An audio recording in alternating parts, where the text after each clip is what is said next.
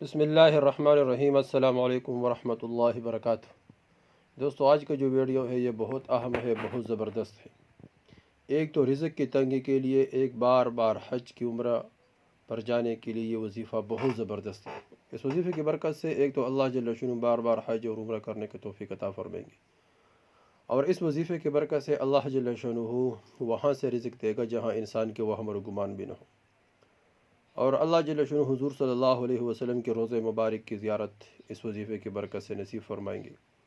اس طرح بیت اللہ کی اور مسجد نبوی کی زیارت، یہ بہت عظیم انعامات ہے جس پر اللہ جل شانہ فرمائیں گے،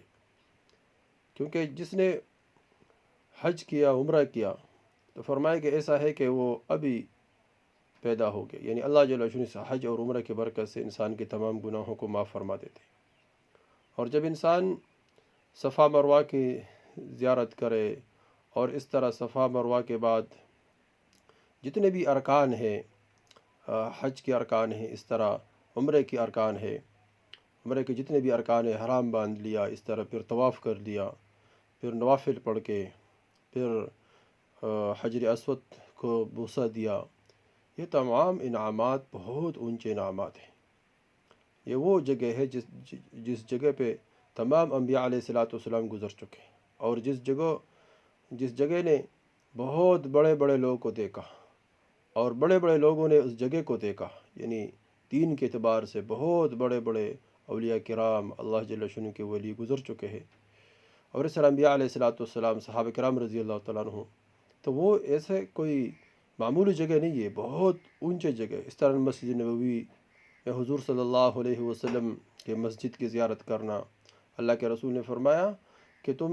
3 مساجد میں اگر سفر کرنا ہو تو 3 مساجد کی طرف کیا کرو، فرمایا کہ ایک بیت اللہ کی طرف، اور مسجد نبوی کی،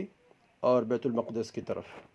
تو یہ کوئی معمولی عبادات اور معمولی جگہ نہیں، یہ بہت اونچی جگہ ہے، بہت اونچے عبادات ہے وہاں۔ تو اس طرح دوستو، یہ ہر مسلمان کی چاہت ہے کہ میں حضور صلی اللہ علیہ وسلم قبر مبارک کی زیارت کروں، اور وہاں صحابہ کرام رضی اللہ عنہ جو مدفون ہے حضور صلی اللہ علیہ وسلم کے قریب، یعنی حضرت ابوبکر رضی اللہ تعالیٰ عنہ، حضرت عمر رضی اللہ تعالیٰ عنہ، اور اس طرح جو جہاں صحابہ کرام رضی اللہ تعالیٰ عنہ مدفون ہے، اس جگہ کو بندہ دیکھ لے، یہ ہر مسلمان کی دلی چاہت ہے۔ تو اس چاہت کو پورا کرنے کے لیے یہ وظیفہ بہت آسان وظیفہ ہے، اور اللہ جل شانہ اس وظیفے کی برکت سے بار بار حج اور عمرہ کے توفیق بھی عطا فرمائیں گے، اور اس وظیفے کی برکت سے اللہ جل شانہ انسان کی روزی کے تمام مسائل کو حل فرمائیں گے۔ دوستو، وظیفہ بہت آسان ہے۔ سب سے پہلے 11 مرتبہ درود شریف پڑھے، پھر اللہ الصمد 500 مرتبہ پڑھے، پھر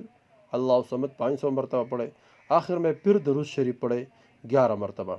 یہ مسلسل یہ وظیفہ کرنا ہے، یعنی روزانہ کرنا ہے، یہ نہیں کہ ایک دن کر لیا، 2 دن کیا، مہینہ کیا، ہفتہ کیا، نہیں، اس کو مسلسل کرے۔ انشاءاللہ اس وظیفے کی برکت سے اللہ جل شانہ بار بار حج اور عمرہ کی توفیق عطا فرمائیں گے، اور روزی کے بندوبست اللہ جل شانہ غیبی خزانوں سے،